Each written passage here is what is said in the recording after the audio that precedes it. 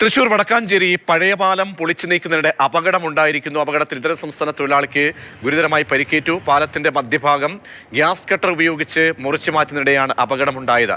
ശ്യാം പ്രസാദ് ഉത്തമൻ ചേരുന്നുണ്ട്. ശ്യാം, എങ്ങനെയാണ് ഈ അപകടം സംഭവിച്ചത്? ഈ പരിക്കേറ്റ ആളുടെ ആരോഗ്യസ്ഥിതി എങ്ങനെയാണ്? പ്രതീക്ഷ, അതായത് ഇത് ആൾസഞ്ചാരമുള്ള പാലമല്ല, അതുകൊണ്ട് തന്നെ ഇത് പൊളിച്ച് മാറ്റാൻ തീരുമാനിക്കുകയായിരുന്നു. അങ്ങനെയാണ് വർഷങ്ങളായിട്ട് പഴക്കമുള്ള പാലമാണ്. ഈ വടക്കാഞ്ചേരിയിലെ ഈ പഴയ പാലം പൊളിച്ചു നീക്കുന്നതിനിടെയാണ് ഈ അപകടം ഉണ്ടാകുന്നത്.